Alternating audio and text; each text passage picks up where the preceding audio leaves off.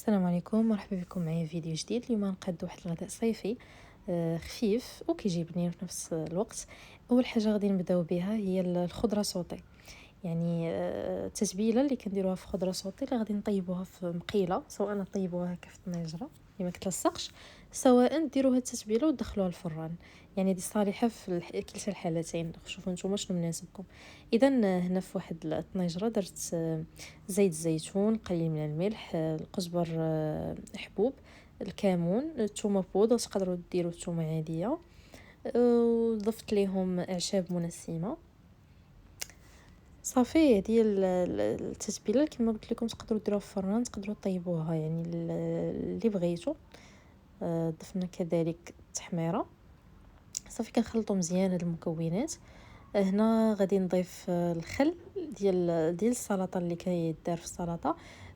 الا كان متوفر لكم عصير الحامض يكون احسن. انا الخضره اللي اختاريت هنا هي الخيزو، كورجيت والدنجال. تقدروا ديروا اي حاجه بغيتو، اي خضره كتفضلوها ديروها. يعني ماشي بالضروره تكتفيوا بهذا الشيء اللي يبان لكم كتاكلوه كتفضلوه. كم خضره صوتي ممكن ديروه. اذا انا اختاريت هادو. صافي نطيبهم على نار مهيله حتى كنقرب نطفي عليها، وكنضيف معدنوس مدقوق كاخر حاجه حتى كنطفي عليها. هنا غادي ندوزو باش نقادو التتبيله ديال السمك اللي غنديرو في الفرن. والتتبيله صالحه لجميع انواع الاسماك. كل واحد كيفاش كيقادها، يعني هذه طريقتي انا. اول حاجه درتها هي المعدنوس، ماشي القزبر، المعدنوس. القليل من الملح ومعلقه صغيره ديال الموطه. صافي وكندير باقي العناصر اللي كندير في اي شرموله. الكمون، قليل من الكمون، قليل من القزبر حبوب المدقوق. وغادي نضيف كذلك واحد الرشه ديال الزعتر، كيبقى اختياري. يعني هذه التتبيله ديالي اللي كندير انا، شاركتها معكم. فضلتوا ديروها ديروها، ديروا شي تتبيله اخرى مناسبه لكم ديروها. هنا درت تحميره واعشاب منسمه والقليل من الثومه بودره. تقدروا ديروها عاديه محكوكه، يعني اللي مناسبكم اللي متوفر لكم وعلى حسب الذوق ديالكم. صافي وغادي نضيف كاخر حاجه هي زيت الزيتون باش غادي نجمع هاد التتبيله العطريه كامله اللي درنا. صافي وغادي نخلطوها مزيان حتى تدخل لينا العناصر في بعضياتها وتنسجم لينا مع بعضياتها.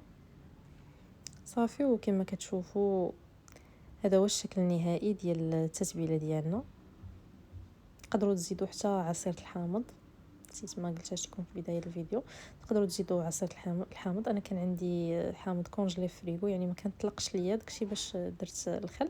صافي هنا خديت الحوت اللي ديجا نقيته وغسلته ودرت ليه الفتيحات هكا من الوسط. صافي كنبدا نوزع عليه الشرموله بهذه الطريقه. كنحاول ندخل حتى في هذوك الفتيحات باش تجينا الحوته ديالنا بنينه، سواء حوت صغير بحال هكا مويان، سواء حوته كبيره. اي نوع ديال السمك متوفر لكم راه تقدروا ديروا ليه هاد الشرموله وبنفس الطريقه يعني. صافي كناخذ واحد الطاوه درت ليها ورق الطي. تقدروا تدهنوها غير بالزيت لما كانش متوفر لكم. صافي وكنكمل توزيع باقي الشرموله على الحوته كامله بحال هكا حتى كتغطى، وباقي الحوتات اللي عندي حتى كنكملهم. صافي هذا هو الشكل النهائي ديالهم. هنا غادي ندير بعض الاضافات. غادي ندير شرائح ديال الحامض. هاد الاضافات يعني كما كتعرفوا الحامض كيتواتى لينا مع المذاق ديال الحوت. صافي هنا درت هاد الشرائح كتبقى اختياريه. شوفوا نتوما شنو بغيتو تزيدوا، تقدروا تزيدوا الحامض، تقدروا تزيدوا فلفله، شوفوا نتوما اللي كتفضلوا. صافي درت هنايا شرائح ديال الحامض كيف ما كتشوفوا. حاولت شي وحدين ندخلهم هكا وسط من الحوته باش يطلق لينا البنه ديالهم. صافي وهنا درت طوماط سوغيز، حتى هي المذاق ديالها كيتوالم بزاف مع السمك. تقدروا تضيفوا البصله اللي كانت كتعجبكم، فلفله، اي حاجه كتفضلوها. تقدروا تزيدوا بطاطا، يعني انا اكتفيت غير بهادشي حيت ديجا دايره خضره صوتي. صافي هنا كتبقى لينا اخر حاجه، يعني صافي الطاوه كانت جاهزه انها تدخل الفران. هنا كتبقى لنا اخر حاجه هي التتبيله اللي غادي ندير بها الشرائح ديال البصامه. هو داك السمك اللي كتزين فيه بالبديه، شبيه ديال الكالامار. ديجا سلقته ونقيته، دابا غادي ندير ليه التتبيله ديالو. هنا درت زيت الزيتون، شويه القزبر ومعدنوس، وشويه التحميره، شويه الكمون، وشويه ديال القزبر حبوب.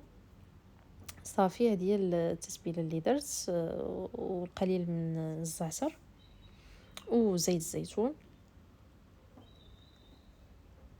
صافي حركنا مزيان هذيك التتبيله اللي عندنا، وخديت هذا النوع من السمك كيتسمى البصمان. صافي شديتو وطلقتو، صافي يبقى لينا غير ندخلو فيه هذيك التتبيله، غنديرو فوق البوطه يتشحر غير شويه على ما تدخل لينا ديك التتبيله، صافي هو يكون جاهز. هذا هو الشكل النهائي ديال السمك. يلا خرجته من الفرن، خدينا الصحن ديال التقديم اللي نقدمو فيه. ديروا اي صحن بغيتو، طويل دائري اللي يعجبكم. المهم هادو افكار كيبقاو افكار خاصه، الا عجبوكم راه تقدروا تطبقوهم، تقدروا ديروا اي حاجه كتفضلوا نتوما بالطريقه ديالكم باللمسه ديالكم. صافي هنا اول حاجه درت هذاك الحوت اللي دخلته الفران، حطيته هكا الوسط. يعني الحوت ما تخليوش بزاف في الفران، خصو يبقى طري، خصو يبقى رطب. خليتوه بزاف في الفران ما كيبقاش كيحافظش على ديك الطراوه ديالو، ما كيبقى حتى دوك الفيتامينات والمنافع اللي فيه ما كيبقاوش. اذا هذيك الطوماط سوريز اللي دخلناها معايا حطيتها هنا في الجوانب. في الجوانب الاخرى غادي ندير هذيك الخضره سوطي اللي ديجا شاركتها معكم، واللي يمكن لكم كيف ما قلت ديروها في الفران، تقدروا ديروها في مقيله بحال هكا. صافي راه كتجي رائعه. وماشي غير مع السمك، تقدروا ديروها مع اي حاجه، تقدروا ديروها مع الشوا، مع ستيك ديال اللحم، مع اي حاجه كتفضلوا. يعني راه كتجي لذيذه. تقدروا تحتفظوا بها ديروها بكميه وتحتفظوا بها هكا في الثلاجه. يعني راه جربوها وردوا عليا في التعاليق. صافي اختاريت نديرهم هكا في الجوانب. صافي. واخر حاجه هنا داك السمك اللي قلت لكم ديال البصامه زينت بيه. تقدروا ديروا كرافيت، تقدروا تحتفظوا غير بالسمك، نوع السمك اللي درتوه بوحدو راه صافي كافي. يعني هادشي راه كيبقى غير تزيين وافكار كنشاركها معكم. اذا صافي هكا كيكمل لينا الطبق ديالنا. هذا هو الشكل النهائي ديالو. كنتمنى يعجبكم فيديو، تجربوه وتردوا عليا في التعاليق، وما تنسونيش من تعليق ومتابعه فضلا ليس امرا، ولايكات. وشكرا ودمتم في امان الله.